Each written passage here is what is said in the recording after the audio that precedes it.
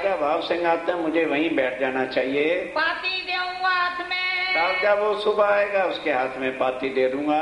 ऐसा विचार करके, ऐसा मुकंदा जी ने सोचकर जाए छिपके बैठे ऊपर। बस वो लेके थैली और वो परिक्रमा में छिप के बैठ गए। क्यों? पुजारी लोग देवी के मंदिर में परिक्रमा नहीं करते। एक हाथ में आरती और एक में घंटी बजती है, बस देवी की आरती उतार दी और रख दिया। अब मुकंदा जी परिक्रमा में छुप के बैठे रहे। जब भाव सिंह आया, अब जब राजा भाव सिंह आया तो वो परिक्रमा अवश्य करने जाता था। पाती प्रसाद दिया तीता। तब जो है फिर सवेरे सवेरे पाती भी हाथ में दे दी और प्रसाद का डिब्बा भी दे दिया। भाव सिंह सिर चढ़ाए के, बस भाव सिंह ने सिर चढ़ाया कि ओहो, सुबह सुबह ऐसे संत महात्माओं के दर्शन हुए। ठीक है, वो लेके घर चला गया। जाके अब कोई राजगुरु तो था नहीं, बड़े आराम से भागवत के सवाल और वो पढ़े। अपने नौकर को भेजा के जाओ मंदिर में परिक्रमा में एक साधु महात्मा होंगे, उन्हें बुला के जाओ, कहो राजा बुला रहे हैं। चला गया, बुला के लिया। तो राजा कहने लगा कि मुकद्दस अब भाई ऐसे नहीं, ये जो प्रश्न तुमने लिख के भेजे हैं मुझे इसके भागवत वाले अर्थ बताओ। तब वो उसमें क्या था कि अखंड ब्रज कहाँ है, अखंड रास कहाँ है, प्रतिदिन 11 दिन की लीला जो हुई है वो किसकी है, और उसके बाद अक्षर अक्षरातीत के भेद क्या है। अब ये सारी लीलाओं के भेद विस्तार 2-3 घंटे लगाकर खूब अच्छी तरह से मुकंदासी ने उसको समझाए। ले थैली उस वक्त, और पहले तो थैली लेके घर चला गया। भीतर जाए के बुलाए, महलों में जाके मुकंदासी को बुलाया। मुकंदास को तीता वहाँ अपने पास बुला लिया। पूछी हकीकत श्रीराज की। तब सारा कुछ समझ के कहते भाई ये चिट्ठी भेजी किसने? तो स्वामी जी के दस्तखत हुआ करते थे, हिंदुओं को चिट्ठी लिखनी है तो स्वामी कृष्णदास जी महाराज। कहने भाई स्वामी जी कहाँ हैं? कहने लगे जी इस वक्त वो मंदसौर में है, और फिर उसके बाद आगे जब आपका प्रसंग होगा तो जैसे आप कहोगे वैसा हो जाएगा। कहाँ है स्वामी कृष्णदास? वो स्वामी कृष्णदास जी जिन्होंने चिट्ठी लिख के तुझे भेजा है वो कहाँ हैं? तुमको क्यों कर भेजिया? और मेरे पास किस लिए भेजा है? को अपनी दिव्य आस, जो तुम आस लेके आए हो क्या चाहना है वो बताओ। खोल पाती पढ़ने लगा, और पाती खोल के पढ़ने भी लगा। मिले प्रश्न भागवत, उसके अंदर भागवत के प्रश्न थे, उसका अर्थ पूछा और लिखे वेदांत के, और वेदांत के भी थे। तब उस मुकंदासी ने बताया कि महाराज ये जो जितनी देवी देवता तीर्थंकर अवतार त्रय गुण ब्रह्मा विष्णु महेश हैं, इन सब का महाप्रलय में नाश होगा और हमारा तो कल्याण नहीं हो सकता। हम भाव से पार कैसे होंगे? फिर ये जो हमारे अंदर है ये जीव है, जब तक आत्मा पर आत्म पार ब्रह्म की पहचान नहीं होगी और हमारा संबंध नहीं होगा तब तक हम कभी भी भवसागर से पार हो ही नहीं सकते। विचार होने लगा तीर्थ, तब उन प्रश्नों का विचार विमर्श करके समझाने लगे। दयाल बैठा था। अब इतने में 10 बज गए और रामदास भी आ गए। अब रामदास आके कुर्सी पर बैठ गए। अब उसको गुस्से से आग तो लग गई और बस और तो कुछ नहीं कहा। कहने लगे राजा साहब मैं आपका गुरु किस लिए, फिर मेरा फोटो खिंचवाना है क्या? इनकी तो शक्ल नहीं देखनी चाहिए। ये कहता है भगवान 2 है, कोई कहता है दुनिया में भगवान 2 है, एक कहता है एक बाल स्वरूप का है और एक किशोर का है, फिर कहते हैं वो भी भगवान नहीं है, उससे ही आगे इनका भगवान कहीं 7वें आसमान पे रहता है। ऐसों की शक्ल देखनी चाहिए। तुम क्या कैसी चर्चा सुनाते हो और कैसा ज्ञान अनाड़ियों से बैठ के सुनते हो? अपने हिसाब से बोलने लगा। रामदास महंत, जो रामदास महंत था, ईर्ष्या के वचन के, ईर्ष्या के जेलिसी के शब्द कहे, आता जाता कुछ था नहीं। स्वरूप में विराजत, कि ये तो भगवान के 2 स्वरूप बताते, मैंने 2 स्वरूप बताते हैं। ये 2 कृष्ण बतावत, ये दो कृष्ण बताते हैं। सारे ग्रंथों में एक ही कृष्ण की लीला है और ये कहते हैं नहीं कृष्ण दो थे। जो कहूँ न शास्त्रों में, जो किसी शास्त्र में लिखा ही नहीं दो कृष्ण।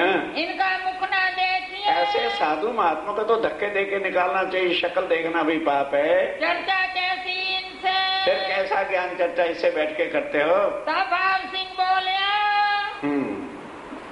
आखिर राजा था, तब राजा भाव सिंह समझ गया कि ये इसका दुश्मन है। इस समय तब राजा भाव सिंह अपने राजगुरु से कहता, तू ये बता आत्मा और जीव क्या होता है? क्योंकि वो ज्ञान मुकानदास जी ने बता दिया। क्या लगे क्या तूने मुझे आत्म कल्याण का भी कभी ज्ञान सुनाया? तांत्रिक विद्या और संसार की शक्तियां देवी से क्या मुझे भाव से पार कर देंगी? और जिसको तू दो कहता है, एक विष्णु भगवान का स्वरूप बाल मुकुंद है और एक अखंड गौलोक का स्वरूप है। दो नहीं तो और क्या है? ऐसी काहे कहो तुम। और फिर अगर तुझे ज्ञान का नहीं पता तो ऐसी घटिया किस्म की बात इतने बड़े महात्माओं के लिए तो नहीं कहनी चाहिए। एको भला बतावे तो। इन्होंने तो मेरी आत्म कल्याण का रास्ता बताया है जो आज दिन तक तूने बताया ही नहीं कि हम भाव से कैसे पार हो जाएंगे। निज स्वरूप बतावे तो हम। और निज स्वरूप पार ब्रह्म का क्या है उसकी पहचान बताई और ये भी बताया है कि पार ब्रह्म के निज स्वरूप के साथ हमारा संबंध क्या है। भाव सिंह जानिया। भाव सिंह दिल में समझ गया ये दजाल हरामखोर। ये हरामखोर इसके दुश्मनी करता है। इनके साथ साथ दुश्मन। इनके साथ दुश्मन है क्योंकि वो ज्ञान में निपुण और इसको कुछ आता नहीं, इसलिए जेलसी है। तो करे तय शोर। इसलिए ज्यादा शोर शराबा कर रहा है। छोड़ दो मुकानदास को। तब नौकर को बुलाया क्या नहीं, मुकानदास जी को मेरी हवेली के साथ वाला जो कमरा है ना वहां ठहरा लो, खाने पीने की पूरी व्यवस्था करो और फिर मैं बाद में इनसे ज्ञान सुनूंगा। तो रामदास बोला है कि राजा साहब मैंने तो समझा शायद ऐसा ही साधु महात्मा है कोई, अगर बहुत ऊंचा है ज्ञान वाला है तो फिर यहाँ इस अकेले की क्या सेवा हुई। मैं इसको अपने घर ले जाता हूँ, बहुत अच्छा पलंग दूंगा, अच्छा इसको भोजन खिलाऊंगा और खूब अच्छी तरह सेवा करूंगा। बजाय इससे कि अभी राजा कुछ बोलता कहता राजा साहब मुझे इसके घर सेवा के लिए ना भेजना, मैं इसकी सेवा। ये तब कपड़ा उठाया कि हुजूर मैं उस दिन आपके दरबार में आ गया था और ये मुझे बाजार में पकड़ के ये देखिए मार मार के मेरी जान नहीं निकाली, पर मैं तो स्वामी जी का हुक्म पूरा करना था इसलिए आ गया। अब राजा ने देखा वो मेरे दरबार में आए हुए हिंदू महात्माओं और ये कमबख्त गुरु जो है ऐसा व्यवहार करता है। वह राजा को चढ़ा गुस्सा धक्का देके निकाला और वजीर को बुलाया। अभी इसके बाल बच्चे परिवार सहित सामान लदवा करके मेरी रियासत से बाहर निकल। ओ बस तू पुरोहित है, राजा है, राजगुरु रहा है, नहीं तो तेरे टुकड़े अभी करवा देता। इतना नीच हिंदू साध महात्मा और ये दुर्गति का व्यवहार, तू पशु है, ढोर है। बस उसे स्टेट से बाहर निकलवा दिया। तब रामदास बोला इनकी सेवा की मुझे आस है। वो बात रह गई थी ना कि इसकी सेवा मैं करूंगा, यहाँ अकेला सारा दिन उदास हो जाएगा। उतारे हम अपने घरों। हम अपने घर ले जाते हैं, उतारा करेंगे, खूब सेवा करेंगे, चरण दबाएंगे। तब मुकानदास का वचन। मुकानदास पहले ही बोल उठा इन सेवा मारी भली करी। कहे राजा साहब इसकी अगली सेवा मुझे नहीं भूल रही, बहुत सेवा की। ये देखिए पीठ दिखाई, पीठ दिखाई, कपड़ा उठा करके मारा। ये देखिए अभी तक डांड पड़े हुए 3 दिन हो गए और डांड हट ही नहीं रहे। देख पीठ भाव सिंह को। बस राजा भाव सिंह ने जब पीठ देखी और डांड देखे आंसू आ गया, गुस्से से आग बगोला हो गया। बड़ा हुआ दुख, बड़ा दुखी हुआ। वो धक्का दे उठाया दजाल। वो जो राजगुरु था धक्का दे के कमर को उठा दे, निकल जा यहाँ से। राजगुरु बना फिरता है चंडाल। ये राजगुरुओं का व्यवहार है। फिर एक संत के साथ दरबार में आया भी है, तो वैसे बात करो तो मैं बुरी गाड़ी दई मुख। बस राजा था, उसको क्या किसी का डर। मतलब बुरी का मतलब आप शब्दों वाली गालियां जैसे लोग माँ बहन की देते हैं, इस तरह के आप शब्दों की गालियां बुरी बुरी निकाल दी। जो मेरे यहाँ आवता कि मेरे यहाँ जो आता है ताकि ऐसी सेवा एक करता उसकी सेवा करता है। राजगुरु बन के ये सेवा तो कर रहा है साधुओं की। निकसो मारे डेरा से बस अभी जो है मेरे डेरे से स्टेट से निकल जाओ, जाओ देश में तीता। किसी और देश में जाके बसते हो, जिंदा रहना चाहते हो मरवा डालूंगा, नहीं तो तुझे। मुकानदास की निशा करी। अब मुकानदास की तसल्ली कराई कि मुकानदास मुझे भाई नहीं पता था कि इतना पापी है, तुम मुझे माफ कर। ये जो कष्ट हुआ मेरे कारण से, इसलिए तो तसल्ली ना कर। और प्रश्न पूछे पंडितन। तो अब कहते हैं, मुकानदास कहता है कि महाराज मैं आपके दरबार में गया था तो वहां बड़े बड़े पंडित रहते थे।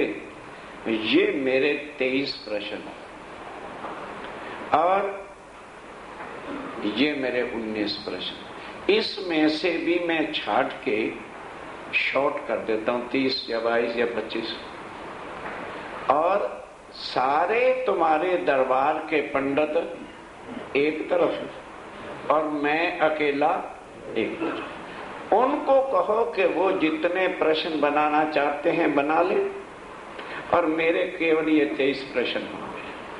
3 घंटे की मोहलत उनको पढ़ने की देना और 15 दिन उनको जवाब देने की देना। फिर उसके बाद अगर मेरे प्रश्नों, ध्यान से सुनने का प्रसंग है, मेरे प्रश्नों का उत्तर वो दे दे खाली, तो उनका जूता मेरे सिर पे बंधवा के मुंह काला करके सारे शहर में ढिंढोरी पिटवाना। और अगर उनको मेरे प्रश्नों का उत्तर न आए तो मेरे जूते उनके सिर पे बांध के मुंह काला करके निकलवाना, ताकि दुनिया को पता चल जाए ये पंडित ऐसे ठग और लुटेरे होते हैं। करो इनका जवाब। इनका जवाब मुझे लेके दो, होए दिल रोशन। ताकि आपको तसल्ली हो जाए कि हम ठगने वाले हैं या ये पंडित ठगने वाले हैं। आया ना जवाब उनको।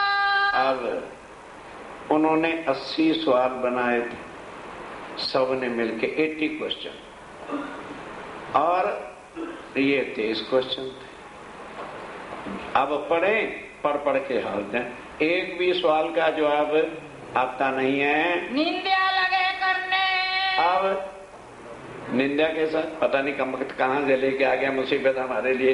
अब उधर राजा ने क्या कह दिया पंडितों को, जब तक इनके सवालों का जवाब नहीं दोगे, जो डेली तुम्हें किसी को 20 किसी को 10 परायणों का मिलता है, वजीर को कह दिया ऐसे बंद कर दो। भाव सिंह भाव सिंह ने मना कर दिया, आवत ना जवाब तुम्हें जवाब नहीं आता तो निंदा काहे को करते हो, तुम जवाब लेके आओ। का मुकानदास ने। मुकानदास जी ने क्या कहा, पंडित पूछे जो प्रश्न, पंडित जो भी प्रश्न पूछेंगे मैं उत्तर दूंगा। मैं ताको उत्तर दूं। मैं उनका उत्तर दूंगा इनका मनाऊ मन, और इनको तसल्ली करा दूंगा, फलां ग्रंथ में ये लिखा हुआ है। मैं पूछो जो इनको, और मैं जो प्रश्न पूछूं इनको ये ताको दे बताए। ये सारे मिल करके उसका उत्तर दें। जो हारे दो मिले, हम दोनों में से जो हार जाए तो अपने ही बांध के फिराए। तो दूसरे का जूता, अपना ही जूता कहते हैं, बांध के शहर में जुलूस निकलवाया जाए। प्रश्न 80 पंडित ने लिखे। पंडितों ने मिलकर 80 क्वेश्चन लिखे। 23 मुकानदास। 23 क्वेश्चन, उनमें से भी जो कठिन से कठिन और बातें थी वो लिख के 23 क्वेश्चन मुकानदास जी ने तैयार किए। 15 दिन मोहलत दी, और 15 दिन की मोहलत रख दी। क्यों होए विश्वास, ताकि राजा साहब आपको विश्वास हो जाए कि ये लुटेरे तुमने अपने दरबार में बांधे हुए हैं। पंडित रोए पावत।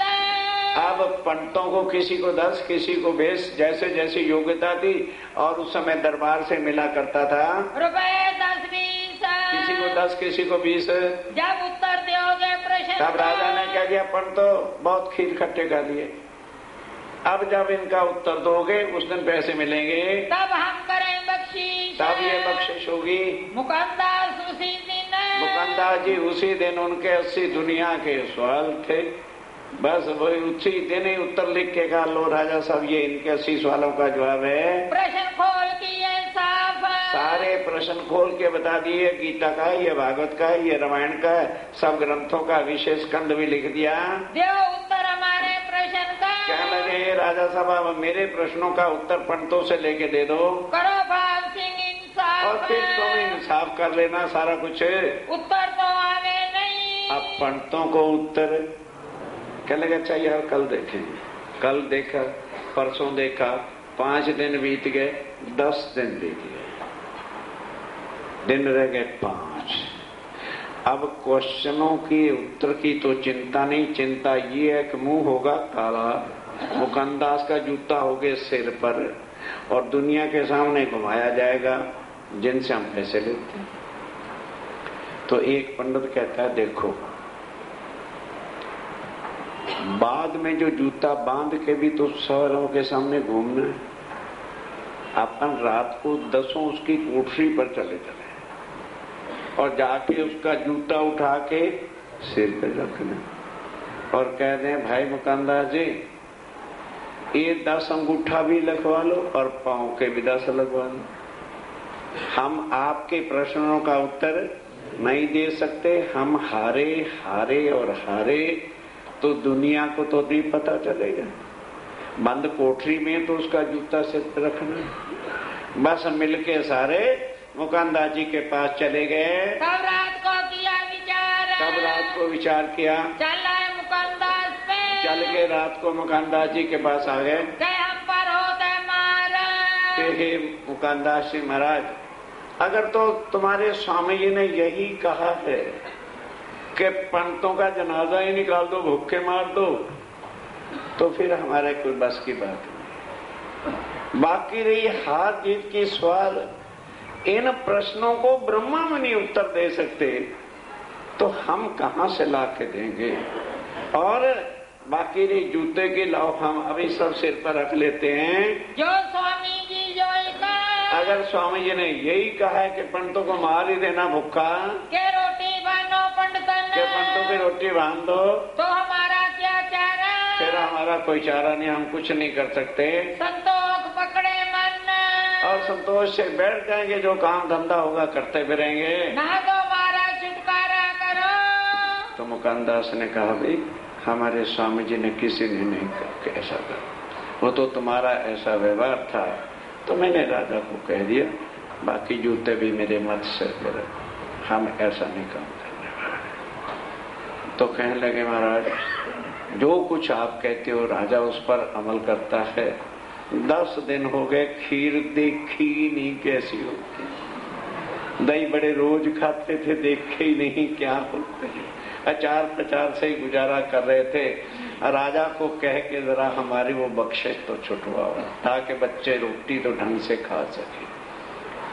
कहने लगे, देखो भाई मैं राजा तो हूं नहीं, पर मैं जाऊंगा, तुम्हारी खातर अवश्य जाऊंगा, जब तुमने इतना सब कुछ स्वीकार कर लिया अवश्य जाऊंगा। और राजा से कहूंगा, कोशिश भी कहूंगा पूरी, कि तुमको जो कुछ पहले मिलता था उतना मिले, हमारे 10 बेर, और महाराज हम 10 बेर हारे, एक बार क्या अंगूठा लगवा लो। तब मुकंदास ने कहा, तब मुकंदासी ने क्या कहा, हम कहेंगे फिर, हम राजा से अवश्य मिल करके और उनकी तसल्ली करा देंगे। तब कहा भाव सिंह को, तब मुकंदास जी आए और राजा भाव सिंह से क्या कहा, क्या उत्तर दे प्रश्न। फिर राजा भाव सिंह जी बैठिए, मुकंदास ने कहा, मुकंदास जी आज कैसे आना। कहने लगे, देखो वो प्रश्न ऐसे हैं कि जिनका उत्तर ब्रह्मा त्रिदेवा भी दे सकते नहीं, और पार ब्रह्मक्षरातीत को खोज खोज, इस वास्ते बेचारे पंडितों को क्यों मार रखा। मेरे कहने से मैं सिफारिश करता हूं, उनको जो पहले आप दिया करते थे वो दो, क्योंकि अगर कोई दोष उनका है तो उनके बच्चों का क्या दोष है? वो भी बेचारे नाहक भूखे मर रहे हैं। ये तो लीला अखंड की, ये तो लीला अखंड अक्षरातीत की है। ये पंडित जीव जो संसार के हैं, ये क्या उसका उत्तर दे सकेंगे? इनका ना पहुँचे मन, इनका मन चित्त बुद्धि नहीं जा सकती। तब आधारो छे क्या? राजा कहता है, रे मुकंदास बहुत गड़बड़ कर दी तेने। मैं तो चाहता था ना रहे बांस, न बजे बांसी, इनको निकाल ही दूं, पर अब आपका कहना मैं मोड़ नहीं सकता। बात आपकी सत्य, मैं पहले दिन ही समझ गया था ये क्या उत्तर देंगे।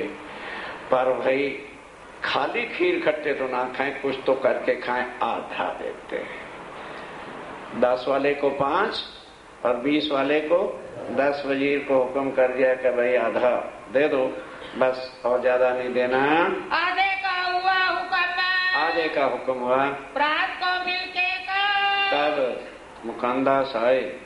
फिर पंडित ने कहा, अच्छा हम सवेरे पता करेंगे आपसे।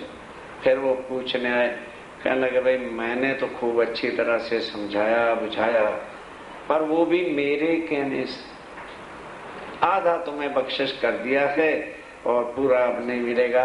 एक काम किया तुम्हारा, इतना काम तुम्हारा हो गया है। दिन दूसरे तीसरे, तब दूसरे तीसरे दिन नीके दिए कान। अब राजा को भी लगी कि ये ज्ञान कुछ ऊंचा है। अब उनको बुलाकर और अच्छी तरह से, नीके मैंने अच्छी तरह से बैठ के चट्टा सत्संग सुनी। तारतम नीके सुनिया, और तारतम क्या है उसको सुना और समझा। होए गई पहचान, तब होए गई पहचान। क्यों हो? हमारी आत्म माया में खेल देखने के लिए आई, और अक्षरातीत ही हमें जगाने के लिए मनुष्य तन में जगह जगह पर भटक रहे हैं। बुलाओ श्री जी साहब जी को। बस तुरंत कहा, मुकंदास जल्दी से स्वामी जी को लेके आओ। बड़े आदर सहत भाव के साथ चिट्ठी लिख के दी और कहा, वहां सुंदर साहब कितने? कहना लगभग 200 थे, अब और बढ़ गया हूं तो मुझे नहीं पता। कहने के अच्छा 200 घोड़े लेके जाओ। और कोटा बूंदी जो है वो मेरा बॉर्डर है, वहां तक मेरी सीमा है। वहां मेरा एक बहुत अच्छा मकान है, जब मैं जाता हूँ उसमें ठहरता हूँ। और वहां हाथी भी, हथनी भी है। हथनी पर स्वामी जी को बिठा के लाना, पैदल मत लाना, उनको नहीं घोड़े पे बिठाना। बस वहां से घोड़े की सवारी, और जितना खर्चा रास्ते के लिए चाहिए वो भी यहाँ से ले जा। किसी सुंदरता को कष्ट नहीं होना चाहिए। असवारी ले आओ तुम, असवारी हमारे से ले जाओ, ले आओ हथनी बूंदी से, और बूंदी से हथनी ले लेना। और घोड़ा दे दें हम, और जितने घोड़े चाहिए वो यहाँ से ले जा। एक हवेली बूंदी में, और बूंदी में जो मेरी हवेली जहाँ मैं जाके ठहरा करता हूँ उसमें स्वामी जी को ठहराना। रहने को लिख दई। वो वहाँ का जो प्रधान या मैनेजर प्रबंधक था उसको लिख के दे दी। श्री भाई जी को वहाँ भाई राय को रखना आराम के साथ। इन बार सिखापन दई। इस तरह से अच्छी तरह सिखापन देकर मुकानदास विदा होए के। अब मुकानदास जी राजा की चिट्ठी लेकर विदा हुए। दई असवारी साथ है, और सब असवारी सामान वगैरह सब साथ दिया। कहाँ से पहुँचे मंदसौर। अब वहाँ से कहाँ गए? अब आए मुकंदास जी मंदसौर। खर्ची दई थी हाथ, और खर्ची हाथ में दी थी। आए मिले मंदसौर में। मंदसौर में आकर के स्वामी जी से मुलाकात की। ले चले श्री जी को। श्री जी को लेके चले। आए पहुँचे औरंगाबाद। औरंगाबाद स्वामी जी आ गए। गई मुलाकात हवेली में। बस पहले से ही राजा तैयार था, खूब स्वागत किया। और हवेली जो तैयार थी उसमें स्वामी जी को बतलाया। भाव सिंह आए के। भाव सिंह आकर के लगा दो कदम, चरणों में आके प्रणाम करता है। देख दीदार इन समय। अब दर्शन करके बहुत प्रसन्न हुए। कृत कृत जानी आत्मा। राजा भाव सिंह ने अपने को धन्य धन्य समझा कि मेरा आज का दिन जीवन मेरा सफल कर रहा है। लगा सेवा करने। अब खुद सेवा करने लगा। उच्छव रसोई जब। अब उच्छव रसोई जब करता है तो खुद परोसता है, खुद जो है पंखा झुलाता है। देख जागा हवेली अपनी। तब चर्चा 1-2 दिन सुनी तो कहते स्वामी जी हवेली बाहर नहीं, आप मेरी हवेली में आके अंदर ठहरो। तेरी सेवा इनकी तब जो है सेवा करने लगा महलों में। सुन नरसैया के शब्द कीर्तन। तब नरसैया नरसिंह मेहता ने, कईयों ने नरसैया की नहीं समझ आई तो नरसिंह मेहता करके टीका में लिख देते हैं। नरसैया कब था? जब प्रतिबिंब की सुनाई थी आपको। वो लीला कितने दिन की हुई? 11 दिन की। 7 दिन गोकुल, 4 दिन मथुरा। तो रास की लीला जब पहले हुई थी तो नरसैया पहले ब्रह्मांड में कृष्ण का भगत था जो प्रलय हो गया था।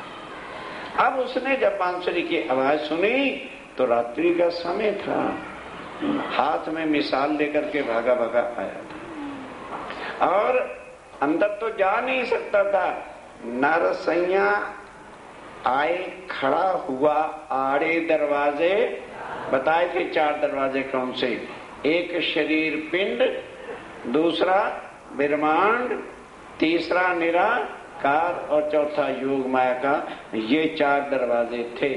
तो बेचारा बाहर खड़ा रहा मिसाल लेकर और अंदर इस नित्य वृंदावन, ये वो नहीं, ये वृंदावन में जो रास की जात लीला हुई थी उसके स्वर, क्योंकि गोलोक की शक्ति थी ना, उसको सुन करके इतना मगन हो गया पता ही नहीं चला। मिसाल भी जल गई और इतना हाथ भी। उसके जो किरंतन थे उसको सुन करके राजा भाव सिंह इतना मगन हो गया, बिल्कुल मस्त। उसको होश ही नहीं कि मैं राजा हूँ कि मैं कौन हूँ। आप लगा नाचने। आप लगा नाचना आसान नहीं होता। बड़ी सभा में उठना और नाचना कोई आसान था? भाव। अब राजा के भाव जैसे सुंदर साथ करते थे वैसे पब्लिक भी बैठी है, वजीर भी हैं, महारानियां भी हैं, कोई मतलब ही नहीं लोक लाज शर्म की। जो करे मोमिन जिस तरह सुंदर साथ करते हैं, भगत भाव जोर रे, इतना भक्ति भाव बढ़ गया सेवे परमेश्वर और साक्षात स्वामी जी को परमात्मा का रूप मान के सेवा करने लगा। दिल में जरा भी शक नहीं, भगत भाव ऊपर, भक्ति भाव के ऊपर। अपने अंदर पत्र। तब अपने महलों में स्वामी जी, वो मेरा दूसरा कमरा है ना, वहाँ भी चलो, वहाँ भी चरण कमल रखो। सब कमरों में ले गया। आप श्री जी साहब जी को बदराता है। रासलीला के किरंतन। अब फिर कहता है जी रासलीला के किरंतन सुनवाओ। राजी होवे इनका। उसको सुन के बहुत राजी होता है। जब बात कही कुरान की। अब जब ये देखा स्वामी जी ने तो एक दिन चर्चा में कहा कि राजा भाव सिंह, जैसे हिंदुओं के ग्रंथों में मुझे ही अक्षातीत और विजयाविनंद बुद्ध निष्कलंक अवतार कहा है ना, उसी तरह कुरान में भी मुझे ही अल्लाह ताला आखिरुल ज़मा इमाम मेहंदी लिखा है। तब इनका किया विचार। अब राजा सोच में पड़ गया, कहने लगे स्वामी जी मुझे कोई शक नहीं है, लेकिन सवाल ये है मैंने जिंदगी में कभी कुरान पढ़ा नहीं। मेरे दरबार में 4 शरीयत के काजी मेंबर हैं, मेरी पार्लियामेंट है और मुसलमान हैं। मैं उनकी ड्यूटी आपके पास लगाता हूं, आप उनको कुरान से समझाओ और यदि वो कुरान से समझकर आपको स्वीकार कर लेते हैं कि आप अल्लाह ताला इमाम मेहदी हो, तो मैं शीश अपने चरणों पे आपके रख के कसम खाता हूं कि आपके स्वरूप की पहचान कराने के लिए मेरी तलवार होगी और उस जेब को चैलेंज होगा। तब स्वामी जी कहते ठीक है। वो काजी कौन कौन से हैं? कहते जी एक तो अव्वल खान, समझ गए? अरे बाबा किसको याद पड़ा है? अव्वल खान ताल पे तारतम लिया था, वो औरंगाबाद में रहता है। दूसरा जान मोहम्मद है, तीसरा अमीन खान है चौथे फतेहुल्लाह है, जो सबसे बड़ा वजीर था। बादशाह ने कहा, राजा ने, मैं इनकी 3 घंटे ड्यूटी आपके पास लगाऊंगा, आप इनको 3 घंटे डेढ़ पैर तक कुरान से समझाओ और इनसे लिखवा दो कि आप ही आखिरुज़्ज़मा इमाम महदी हैं। तब जो है अगर ये गवाही सैदी पता लग गया, इनका करो करार, इनका निश्चय करिए। ए मुसलमान 4, ए 4 मुसलमान मेरे चाकर मेरे चाकर है, मेरे पार्लियामेंट के सदस्य हैं, इनको तुम समझाओ, इनको कुरान से समझाओ मुकदमा क़यामत, और क़यामत की सारी बातों से ये मान जाएं कि आप ही इमाम महदी आखिरुज़्ज़मा हैं। तब मैं औरंगजेब सो बांध के कमर कस के उसका सिर झुकाऊंगा। लड़ो वास्ते दीन के। भाई मुखीजा जी, सोना है तो मेरे सामने ना प्लीज बैठा करो। आपने रोज का ही धंधा बना लिया, एक साइड में सो जाया करो, सामने ही सोना, फिर मेरे अंदर गड़बड़ होती, चर्चा को टोकना पड़ता। बोलो क्षेत्रानाथ प्यारे। चलिए, लड़ो वास्ते दीन के वास्ते आपको जहर करने के लिए मैं औरंगजेब से लड़ाई लड़ूंगा। सिर सौंपया इन बात पर, सिर सौंपा मैं, सिर आपके कदमों पर रख के कसम खाता हूँ। तब श्री जी साहब जी ने क्या कहा? सौंपो हमको मुसलमान। ठीक है राजा भाव सिंह, हम तेरे विचारों पर बहुत प्रसन्न हैं।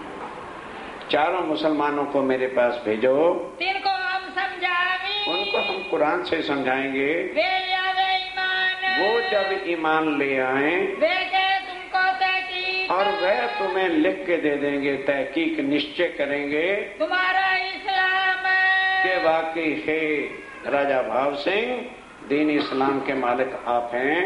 कुरान तरफ तुम्हारे, और कुरान पढ़ते हम हैं, मायने तुम जानते हो। तुम कमर बांधो दीन के काम, फिर तुम कमर कसना।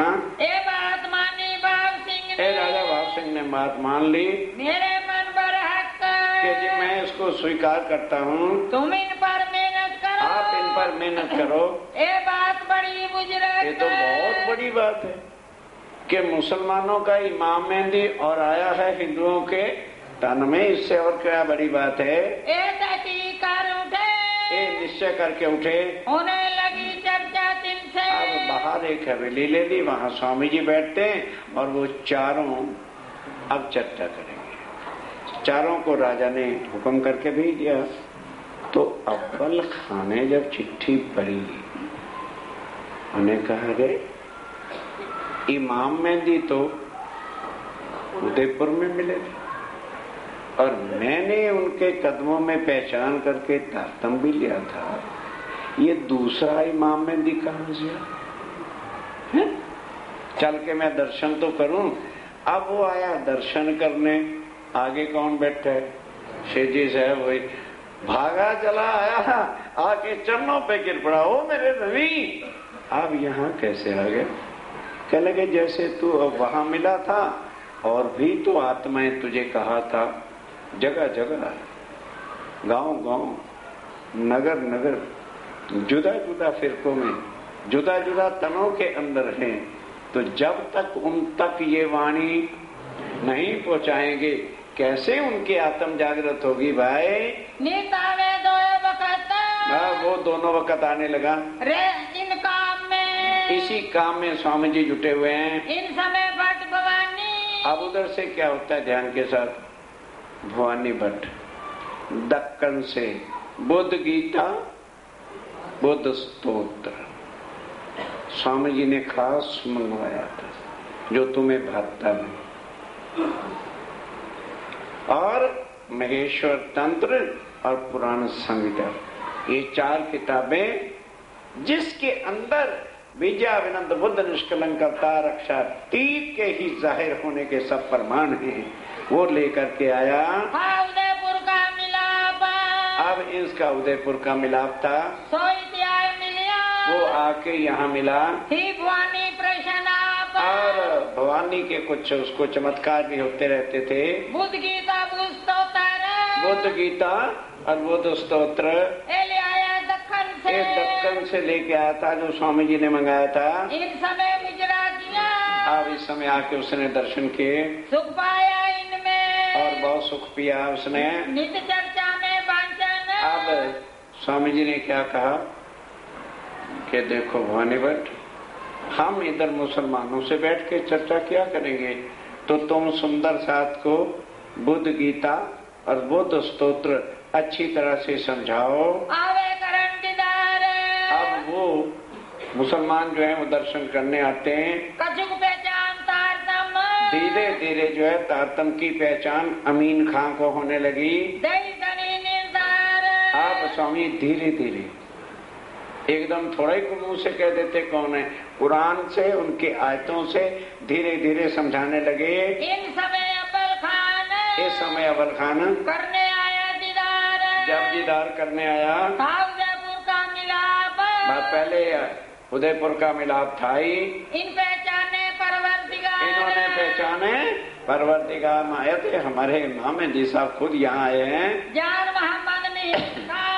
अब जान मोहम्मद और महीन खां, एक इनको सुनाई कान। ये अव्वल खां अब जाके उनको मिलता है और बातें सुनाता है। इनको बुलाए ले आया। अब उनको बुला के ले आया और करने लगे पहचान। अब पहचान। उधर कौन मेहनत मार रहा है? अव्वल खां। और उधर स्वामी जी कुरान से हदीसों से सब समझा रहे हैं। महीन को ईमान आया। महीन को ईमान आ गया। उसने मिकाजी में लिख के देने को तैयार। अव्वल खान ने भी लिख दिया कि बिल्कुल आप ही आखिरुल ज़मा इमामदी कुरान से है, हम मंजूर करते हैं। एक ताबे हुआ तब। ये भी ताबे हो गया, तारतम ले लिया, सुंदर साथ में शामिल हो गया। दजाल सो लड़ने लगा। अब मुसलमानों से दज्जाल कौन है इस समय? मुसलमान रोकेंगे, उनसे लड़ने लगे। चाहिए ने सोबाबा। हाँ? चाहिए ने सोबाबा। हाँ, तब अव्वल खां महीन खां क्या सोचते हैं कि इस वक्त हमें खुदाई काम करके शोभा लेनी चाहिए। रवानों में पठान। रवानों में जो पठान थे उनको जाके ये बातें बताई। चली चर्चा दिन में। अब उनमें ये चर्चा चलने लगी। और तो मुसलमान सब कुछ स्वीकार करते हैं, पर उनसे ये स्वीकार नहीं होता कि हिंदू, बस ये उनके सामने फाटक अड़ा हुआ है। सनंदे सुनी जान मोहम्मद। अब जान मोहम्मद जो था वो सबका उस्ताद था, सबको कुरान की तालीम देता था। जब उसने सनंदे सुनी, क्यों ये पहचान हुए इनसे। तब मोमिनों ने इसलिए जो है, किसने, अरे बाबा अव्वल खां और उसने अमीन खान ने जब ये सनंदे सुनाई, क्यों सुनाई? ताकि इसको भी स्वामी जी के स्वरूप की पहचान हो जाए। एक जान मोहम्मद को। एक जान मोहम्मद को असल अंकुरी मान। अब जान मोहम्मद है तो कट्टर मुसलमान तालीम देता था, लेकिन परम धाम की खास ब्रह्म सृष्टि है। तमाम तफसीर। और खुद इतना आलम फाजल था कि सारी तफसीर कुरान के, क्योंकि तालीम देता था, सब कुछ याद था। पढ़ो मैं अरबी खान। और अरबी सब कुछ में पढ़ा हुआ था। देता तालीम सबन को। देता तालीम सबको, तालीम कुरान की देता था। ये तेरे पठान। जितने पठान वहाँ रहते थे औरंगाबाद में, किन सुनी हकीकत। अब ध्यान से, अब जब उस्ताद भी जाने लगा तो सारे पठानों को पता चला यार बेड़ा गर्क हो गया। जब उस्ताद ही वहां जाने लग गया है तो फिर क्या करना चाहिए? कहे बुरा भला अनुमान। और अपनी जुबान से बुरा भला कहने लग गए। भवानी बाटे पैर लो। अब भगवान बात पे 4.5 घंटे तक बराबर बैठ के बुद्ध गीता और बुद्ध स्तोत्र की चर्चा रोज सुनाता है। कथा कहे हुए फारग। कथा सुना के फारग होता है। तब सी राज रोके। अब उधर स्वामी जी 1.5 पैर तक बराबर उनको कुरान हदीसों से पहचान कराते रहते हैं। तब उठ के खाना खाते हैं। कोटे से गुजराता। बस भोजन करने के बाद लेके प्रसाद, तब पोड़ तोड़ने के पलंग पर जाते हैं। जब दिन पिछला। जब दिन रहा पिछला, घड़ी रहता 7 घड़ी रह जाती, चितवन का समय आ जाता है। तब से राज उठते। तब से राज महाराज उठते हैं। करे 700 बात। सब सुंदर साथ को चितवनी के लिए तैयार करते हैं। चर्चा होए अति बड़ी और बती इस समय चर्चा परमधाम की, परमधाम में कैसे जाना उसके बिना कुछ नहीं होती। हुआ श्रृंगार का वक्त, श्रृंगार का वक्त होता है, संध्या को आरती होगी, तब संध्या समय आरती बराबर होती थी। सब साथ खड़ा देखत, सब सुंदर साथ खड़ा होकर के मिल करके आरती दर्शन करते हैं। एक तरफ लालदास, एक तरफ राजदास जी खड़े हैं, दूजे भवानी भट्ट, दूसरे तरफ भवानी भट्ट, एक तरफ लालदास जी हैं। चर्चा कुरान भागवत की। ध्यान देना, अब जब संध्या आरती हो गई तो एक तरफ कुरान पक्ष के लालदास जी किताबें लेके बैठे हैं और एक तरफ भवानी भट्ट जी हिंदुओं के जितने ग्रंथ पक्ष हैं उसको लेके बैठे हैं लटपट और लटपट होके मगन बैठे हैं। हिराई करत मैंने, श्री राज करते हैं कुरान के भी और हिंदुओं के ग्रंथों के भी, दोनों को एक करके वाणी से मिला रहे कि जो कुछ कुरान में है सोई हिंदुओं के ग्रंथों में, भागवत वेद शास्त्रों में, और वही ये तुम्हारी वाणी है जिसका तुम्हारे को दे दिया है खुलासा करके। सुनने वाला सा है, और सुनने वाला कौन है? सुंदर साथ बैठ के लटपट होके चर्चा सुनते हैं। कोई सवाल करता है, अगर कोई सवाल करता है, कोई बानी लेवे हाथ, कोई बानी का प्रश्न करता है, अब्बल खां ले आइया, अब उधर उनके उत्तर दिए जाते हैं, इधर अव्वल खां किसको लेके आता है? जान मोहम्मद को। अव्वल खां जान मोहम्मद को लेके आ गया। चर्चा सुनी मास तो 2 महीने तक चर्चा उसने सुनी, लेकिन शरीयत का पर्दा हटा नहीं। घायल भी आतिन अब वो आके चर्चा सुन के घायल तो हो गया था, पर था अर्ध पक्का था, भी ईमान पूरा नहीं था। सुनी लीला फिरी सूरत। अब ध्यान देना, जब परमधाम की लीला सुनी सूरत तो फिरी, लेकिन लालदास जी जरा जल्दी करें, अक्षरातीत के स्वरूप का वर्णन कर। और मोहम्मद साहब ने कहा है कि अल्लाह ताला की सूरत अल्लाह ताला के बिना कोई कर नहीं सकता। अब कर दिया लालदास जी ने, उसको एकदम जोश आ गया, सारे ये तो दज्जाल, इनको अल्लाह ताला की सूरत बयान करने का क्या अधिकार है? नाराज होके घर चला गया। लाल उत्तम सुनाई, लाल उत्तम दास ने जल्दी कर दी। कई मोमन बरादर बहुत जल्दी होते ना, जल्दी जल्दी मोड़ मिलावा बता दे, जल्दी जल्दी। वो अपनी अकल इस्तेमाल करते, कुछ दर्जा होता है, कुछ ईमान होता है, तब जाके मोड़ मिलावे का सब स्वरूप श्रृंगार बताना चाहिए। लड़ाई गई उन वक्त, उसको गुस्सा आ गया, लड़के चला गया। यात्रा कर काफर कहीं के, मैं कल से तुम्हारी शक्ल भी नहीं देखूंगा, कभी तुम्हारी शक्ल नहीं देखूंगा, तुम्हारे पास कभी नहीं आऊंगा। मैं 2 मास मेहनत करी। अब लालदास को हो गया यार, 2 महीने मेहनत करी थी इतनी, और वो तो निष्फल चली गई। नारू निर्मल, उसकी आत्मा निर्मल नहीं हुई। उत्तम दास अर्ज करी। अब ध्यान के साथ उत्तम दास कहता है, स्वामी जी आखिर इसने 2 महीने चर्चा सुनी है, हो गई गलती हमारे से, अगर आप कहो तो हम इसके घर जाके मना के ले आए, क्योंकि हमारे ट्रस्टी बड़े उतावले रहते हैं, अजी वो नहीं आया है, हम उसके घर ही चले जाएं। जितनी अकल है उतनी तो बात करनी, क्यों भाई? कोई फैक्ट्री का पार्टनर है जो घर चले जाए उसके। लालदास स्वामी जी कहते हैं, एक तो मूर्खता की कि तुमने उतावले पन में राज्य का स्वरूप श्रृंगार बता दिया, और दूसरा मुंह काला पोतने जा रहे हो कि हम उनको बुलाने जाए। बुलाने जाओगे तो जन्म भर का दुश्मन हो जाएगा तुम्हारा। क्यों? कमजोर आदमी जाता बुलाने के लिए। जब तुम सच्चे हो, देखो तमाशा, उसने 2 महीने तक चर्चा सुनी है।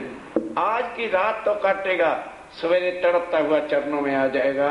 बुला लियाओ मोहम्मद जान। वो कहने लगा मलूक चंद के हम जान मोहम्मद को बुला लाएं। बरजा श्री जी साहब जी, स्वामी जी ने मना किया, खबरदार, इन्हें सुनी चर्चा का। इसने 2 महीने चर्चा सुनी, अगर चर्चा की चोट लगी है तो घर चैन से नहीं बैठेगा।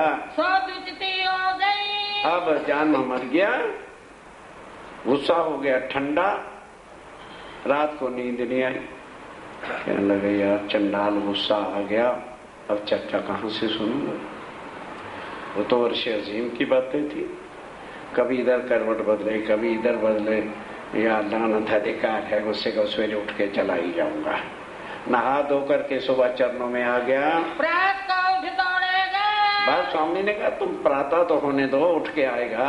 करने लगे दिल से।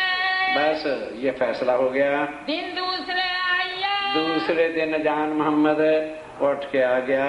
श्री सेठ जी के पास आके कदमों में आके सलाम किया। मुझे क्यों ना समझावत। है स्वामी जी, मुझे क्यों नहीं समझाते।